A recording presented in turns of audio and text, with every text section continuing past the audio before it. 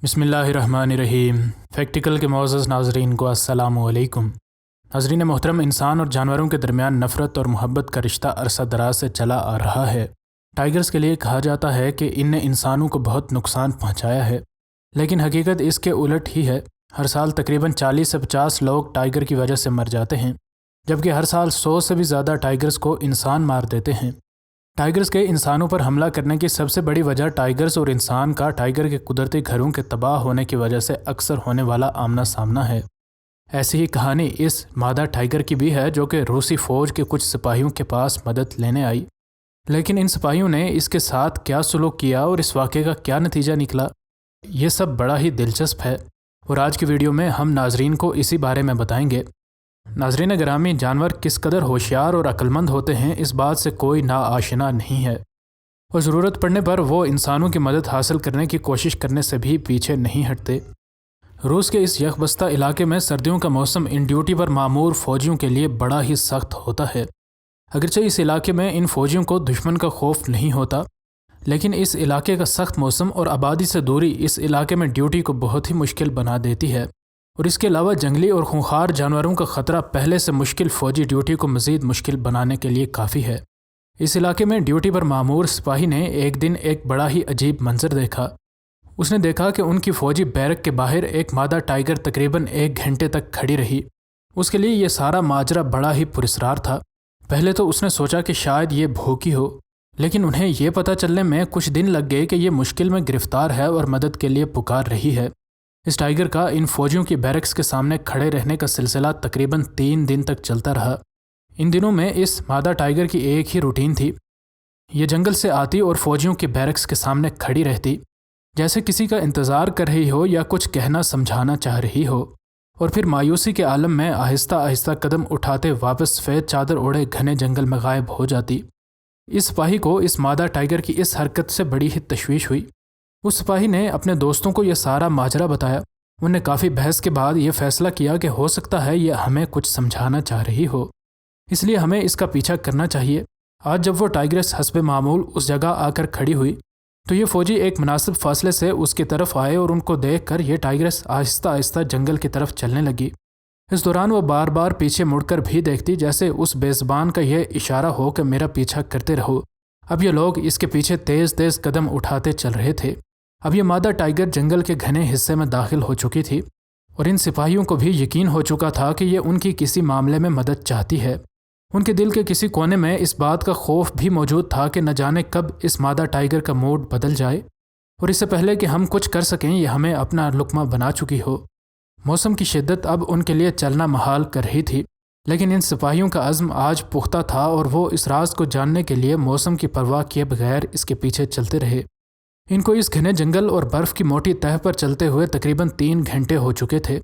उनमें से एक सिपाही आखिर बोल पड़ा कि हमें अब वापस जाना चाहिए, क्योंकि मुझे कुछ ठीक नहीं लग रहा। लगता है ये टाइग्रेस हमें किसी तरह फंसाना चाह रही हो, या फिर ऐसा भी हो सकता है कि आगे इसके गिरोह के और भी टाइगर घात लगा कर बैठे हों और हमें अपना शिकार कर लें। दूसरे सिपाही ने कुछ सोचकर अपने साथी को कहा कि हम काफ़ी देर से इसके पीछे चल रहे हैं। अगर हम अभी वापस चले गए तो हमारी सारी मेहनत ज़ाया हो गई, इसलिए थोड़ा सा और चल कर देखते हैं, क्या पता हमें पता चल ही जाए कि यह सारा माजरा क्या है। हाथ से इशारा करके उसने बताया कि अगर उस जगह तक हमें किसी चीज़ का सुराग न मिला तो फिर मैं तुम्हें आगे चलने का नहीं कहूँगा और हम वापस आ जाएंगे। इसी असना में अचानक उन्हें दूर किसी जिंदा चीज़ की हरकत नज़र आई, जिसे देखकर उनने अपनी बंदूक सीधी कर ली, क्योंकि उन्हें अब अंदाज़ा हो चुका था कि वो मतलूबा जगह तक पहुँचने वाले हैं। उन्हें गौर किया तो उन्हें समझ आई कि ये कोई शिकारी हैं जिनके हाथ में एक हिरन है और वो इस हिरन को उठाकर इस झोंपड़ी में दाखिल हो गए। अब इन दोनों सिपाहियों को कुछ कुछ मामला समझ आ रहा था। उनने उनकी नज़र में आए बगैर एक तरफ से छुपकर इस झोंपड़ी में दाखिल होने का फैसला किया। छुपते छुपते वो इस झोंपड़ी में पहुंच गए और इसके बाद वो पूरी रफ्तार के साथ इस झोंपड़ी में घुस गए। आगे उनने जो देखा वो देखकर किसी का भी दिल मोम हो जाए। उनने झोंपड़ी में 3 चीनी शिकारियों को देखा, जो कि गैर कानूनी शिकार करने अक्सर उनकी सरहद में घुस आया करते थे, और उनके पास फर्श पर 3 मरे हुए हिरनों की लाशें भी पड़ी थीं। उन्हें अभी तक इस मादा टाइगर की उनको इस जगह तक लाने की वजह नहीं पता चली थी। उनने इन तीनों शिकारियों को गिरफ्तार कर लिया और इस झोंपड़ी की तलाशी लेने लगे। तलाशी लेने पर उन्हें एक कोने में एक छोटा सा पिंजरा नजर आया, जिसमें टाइगर के 2 मासूम से बच्चे मौजूद थे। اب ان کو اس مادہ ٹائیگر کی ان سے مدد کی کوششوں کی وجہ پتہ چل چکی تھی۔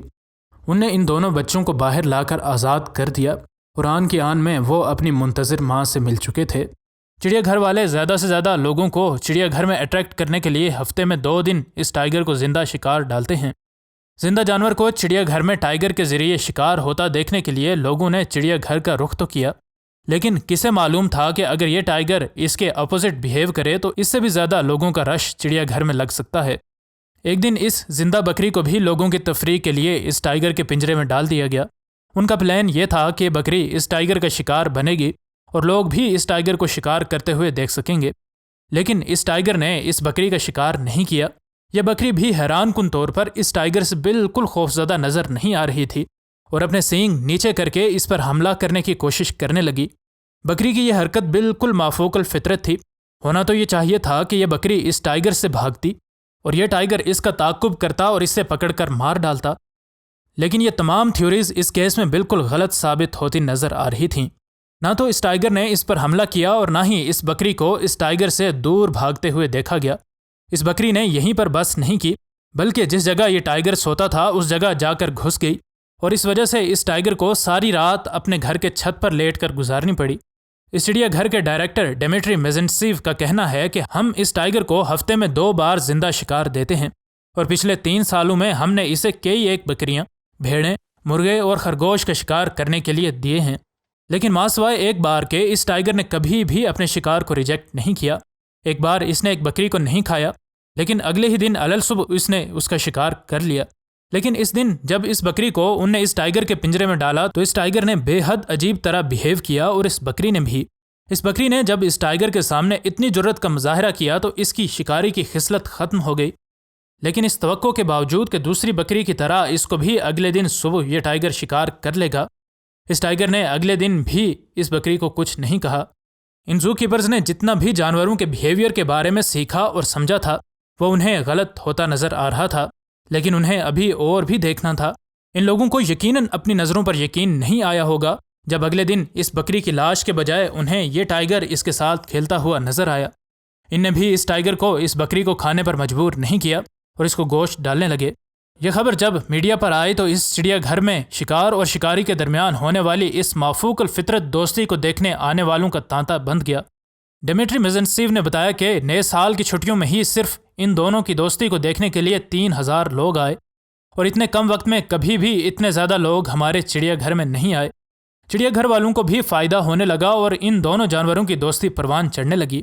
چڑیا گھر والوں نے بتایا کہ اس دوستی کو مزید مضبوط کرنے کے لیے اس ٹائیگر کو شکار کے لیے پھر کبھی بکری نہ دینے کا فیصلہ کیا گیا۔ وہ اس کو گوشت کے ٹکڑے اور ہفتے میں 2 بار لائیو شکار کے لیے دیگر جانور دینے لگے تاکہ کہیں اس بکری کے لیے اس کی شکاری انسٹنکٹس نہ جاگ جائیں۔ تمام لوگوں کو اچھی طرح سے سرو کرنے کے لیے ان کو اپنے چھٹی پر گئے سٹاف کی چھٹیاں بھی کینسل کرنی پڑیں۔ اب ان دونوں جانوروں میں اتنی دوستی ہو گئی ہے کہ یہ بال کے ساتھ بھی کھیلتے ہوئے دیکھے جا سکتے ہیں۔ ٹائیگرز کے لیے کہا جاتا ہے کہ یہ گھات لگا کر شکار کرتے ہیں اور اگر انہیں پتہ چل جائے کہ ان کے شکار نے انہیں دیکھ لیا ہے تو یہ شاید اس پر حملہ نہ کریں۔ جہاں پر لوگوں کو جنگل میں ٹائیگر کے حملے کا اندیشہ ہوتا ہے وہاں پر لوگ اپنے سر کی بیک سائڈ پر بھی ایک ماسک لگاتے ہیں اور یوں ٹائیگر کو لگتا ہے کہ انسان نے اسے دیکھ لیا ہے اور اس لیے وہ ان پر حملہ نہیں کرتا۔ شروع میں جب اس بکری نے بجائے اس ٹائیگر سے بھاگنے کے اس پر حملہ کیا تو اس کانفیڈنس کو دیکھ کر ہو سکتا ہے کہ اس ٹائیگر نے بھی سوچا ہو کہ یہ مجھ سے زیادہ طاقتور ہے اور اس پر حملہ کرنے کی وجہ سے ہو سکتا ہے مجھے نقصان ہو، اس لیے ہی اس نے اس پر حملہ نہ کیا اور بعد میں ان دونوں کی دوستی ہو گئی۔ شکار اور شکاری کی یہ دوستی تقریباً 1 سال تک چلتی رہی، لیکن ایک دن اس بکری کے ساتھ کھیلتے ہوئے اس ٹائیگر نے اس کو ایک اونچی جگہ سے گرا دیا۔ یہ زخمی ہو گئی اور اس کا علاج کرنے کی بہت کوشش کی گئی، حتیٰ کہ اس کی ٹریٹمنٹ کے لیے اسے ماسکو بھی بھجوایا گیا، لیکن اس کی صحت بتدریج بدتر ہوتی چلی گئی اور آخر ایک دن اس کی موت ہو گئی اور یوں یہ دوستی اختتام کو پہنچی۔ مزید نئی ویڈیوز کے لیے ہمارے چینل کو سبسکرائب کر لیں۔ ملتے ہیں اگلی ویڈیو میں۔ فی امان اللہ۔